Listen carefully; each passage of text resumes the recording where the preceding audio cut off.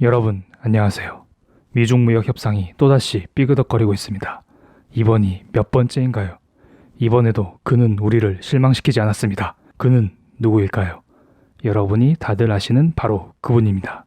여러분의 이해를 돕기 위해 시간 순서대로 뉴스를 가볍게 말씀드리겠습니다. 9월 12일 트럼프 대통령은 중국과의 완전한 합의가 아닌 중간 단계의 합의를 고려할 수 있다고 언급했습니다.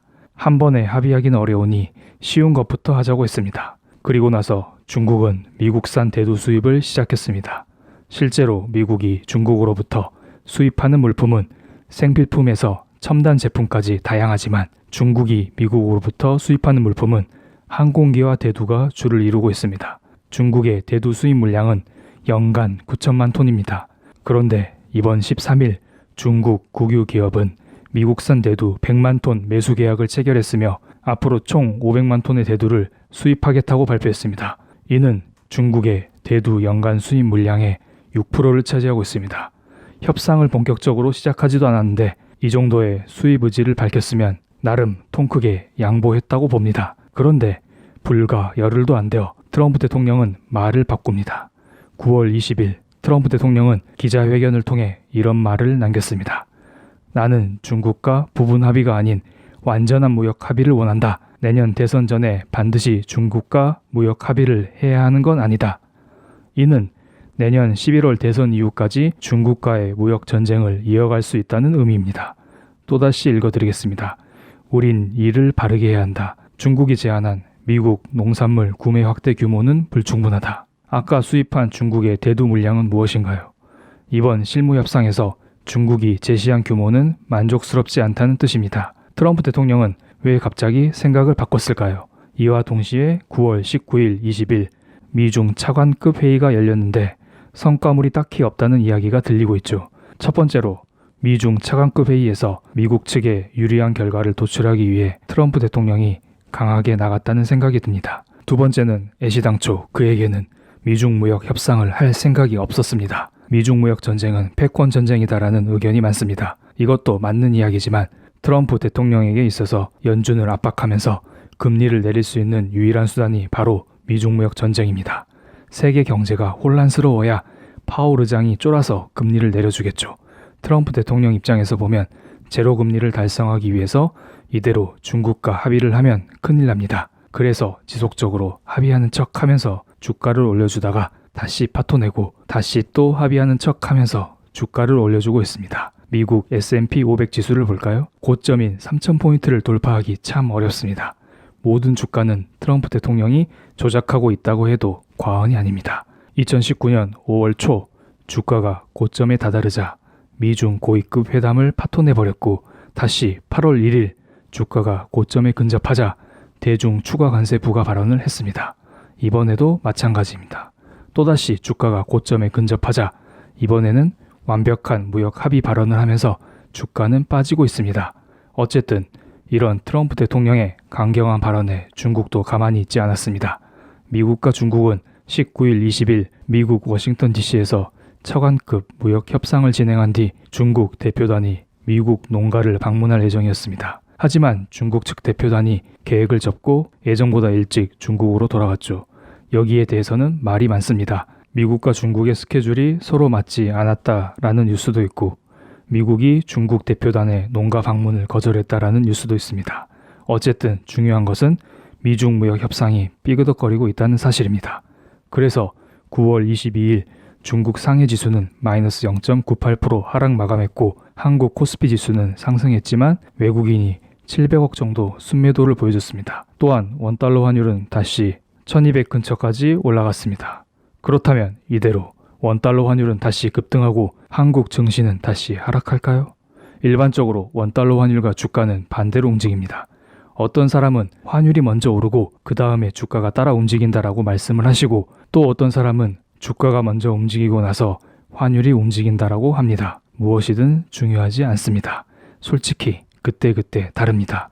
환율이라는 개념이 대경제, 대내경제, 정치적인 요소까지 모두 포함된 개념이기 때문에 단순히 주가에만 매칭시켜서 비교하는 것은 맞지 않다고 봅니다.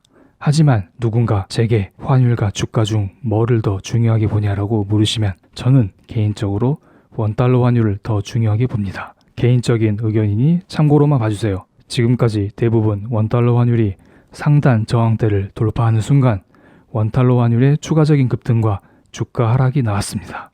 또한 원달러 환율 급등과 함께 외국인의 매도가 나왔습니다. 외국인 매도가 주가 하락을 더욱더 부추겼습니다. 한국 주식시장은 외국인들의 놀이터라고 불리죠. 그만큼 외국인의 입김이 강력합니다. 이들은 한번 팔면 오랜 기간 매도하기 때문에 이들의 움직임을 주시해야 합니다. 그래서 여러분들은 항상 원달러 환율과 외국인의 매매 동향은 늘 체크해야 합니다. 제가 지금 이 상황에서 주가가 급등한다, 급락한다 이런 것들을 감히 말씀드릴 수 없습니다. 환율과 외인들의 움직임을 보고 대응할 뿐입니다. 제가 좀 전에 미국 S&P 500 지수의 예를 들었죠. S&P 500 지수를 설명하면서 5월 초 미중 고위급 회담 결렬, 8월 초 대중 관세 부과 발언, 9월 21일 트럼프의 완벽한 무역 합의 발언을 대외 악재의 예시로 들었습니다. 이걸 그대로 코스피 지수와 원달러 환율에 적용해 보겠습니다. 5월 초 미중 고위급 회담이 무산되면서 코스피 지수도 같이 하락했습니다. 그런데 원달러 환율을 보면 4월부터 이미 당시 고점 저항대인 1145원을 돌파하면서 급등하기 시작했습니다. 이와 함께 코스피 지수도 4월부터 하락하기 시작했죠. 이번 경우에는 환율과 한국 주식시장이 선반영되어 움직였던 것입니다. 이때 외국인 매매 동향을 볼까요? 외국인들은 4월 말쯤에는 오히려 매수하고 있죠. 그들은 5월 초 실제로 미중 고위급 회담이 무산되자 그제서야 매도로 돌아섰습니다. 5월 9일 2천억 순매도를 보여주더니 계속해서 수천억씩 팔기 시작했습니다. 여기에서 알 수 있는 사실은 외국인은 원달러 환율도 중요하게 생각하지만 미중 무역 협상 자체를 중요하게 생각한다는 사실입니다. 일본의 무역 제재에도 굴하지 않았던 그들입니다. 그들에게 중요한 것은 오직 미중 무역 협상뿐입니다. 그래서 제가 코스피 지수를 이야기할 때 미중 무역 협상을 중요시 여기는 것입니다. 다른 악재는 크게 중요하지 않습니다. 그 다음 악재성 이벤트를 볼까요? 7월 31일 연준의 보험적 금리 인하 발언과 그 다음날 트럼프의 대중 추가 관세 부과 발언으로 인하여 원달러 환율은 당시 고점 저항대인 1200원을 돌파하면서 급등하기 시작했습니다. 이와 함께 외국인 매도, 코스피 지수 하락도 같이 나왔습니다. 참고로 트럼프 대통령은 8월 1일 대중 추가 관세 부과 발언을 하였기 때문에 한국 증시는 8월 2일에 영향을 받았습니다. 이번에는 절묘하게도 8월 2일 환율 급등, 외인 매도, 주가 하락이 동시에 나왔습니다. 그 전날까지만 해도 1200 아래에서 움직이던 원달러 환율은 그 다음날 강력하게 상승하면서 1200을 가볍게 돌파하였고 당시 2020포인트 저점을 지지해주고 있던 코스피 지수 역시 함께 하락했습니다. 이때 외인 매동을 자세히 볼게요. 8월 2일부터 4천억 순매도를 보여주더니 매일같이 수천억씩 매도했습니다. 그 결과 8월 한 달 동안 2조 이상의 순매도를 보여주면서 8월 6일 코스피 지수는 1900포인트가 붕괴되기도 했었죠. 이때가 최악이었습니다. 마지막 악재 이벤트를 보겠습니다. 9월 20일 트럼프 대통령의 완벽한 무역 합의 발언 다음날 중국 협상단의 미국 농가 방문 취소 사건이 발생하였습니다. 이때 원달러 환율과 주가 및 외인 매매 동향을 보겠습니다. 평소의 악재와 조금 다르죠. 원달러 환율은 상승하긴 했지만 고점 저항대인 1200 아래에서 움직이고 있고 9월 23일 코스피 지수는 오히려 상승하였습니다. 마지막으로 외국인 매매 동향을 보면 9월 23일 700억 순매도가 나왔습니다.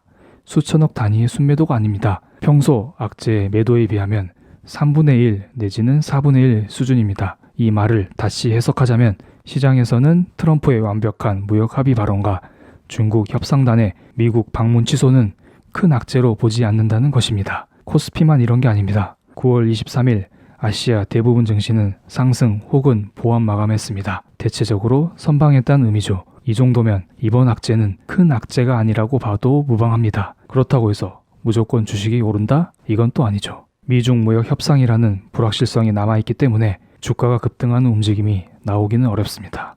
게다가 10월 초 미중 고위급 회담이라는 추가적인 불확실성이 남아있죠. 우리는 여기에서 두 가지를 체크해야 합니다.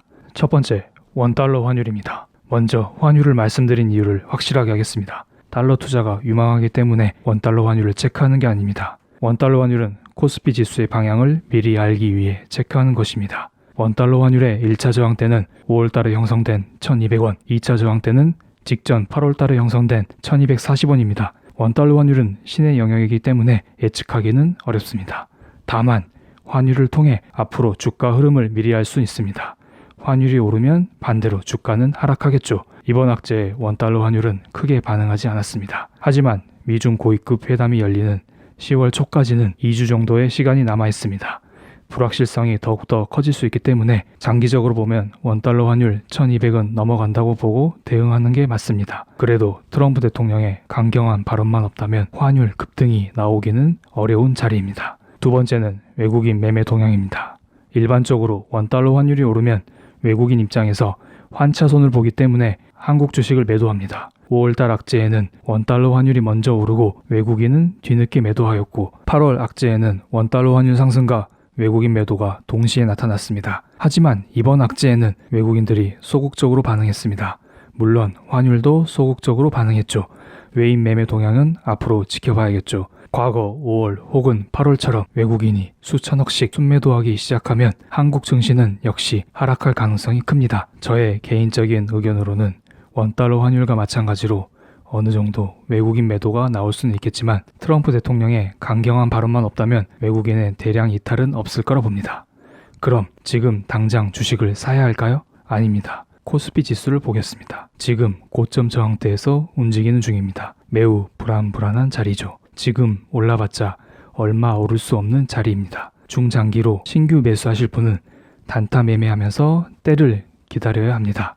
장중에 원달러 환율과 외국인 매매 동향을 꾸준히 체크하세요. 두 가지 지표가 나쁘지 않다면 단타 매매하면서 수익 낼 수 있는 자리입니다. 단타 매매하면서 트럼프 대통령이 악재성 발언을 해주기를 기도해야겠죠.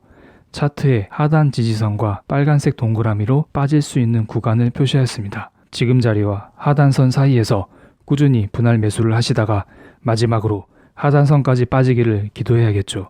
만약 금리 인하에 미쳐버린 트럼프 대통령이 폭탄 발언을 한다면 당연히 우리는 700포인트 아래도 각오해야 합니다. 그때에는 영혼의 한타 매수를 해야겠죠. 1900에서 2000 사이에는 한국 주식 사야 할 때라고 이전 영상에서 말씀드린 적이 있습니다. 한국 주식 충분히 저평가 매력이 있습니다. 무슨 주식을 사야 할지는 계속 말씀드리고 있습니다. 삼성전자를 중심으로 한 반도체 그리고 5G 관련주를 계속해서 강조드리고 있습니다. 몇몇 분들은 종목을 찝어달라고 하시는데 제가 종목을 추천드릴 능력도 없고 이 정도까지 말씀드리는 채널도 거의 없다고 봅니다. 반도체와 5G 관련주 몇십 개 되지 않습니다.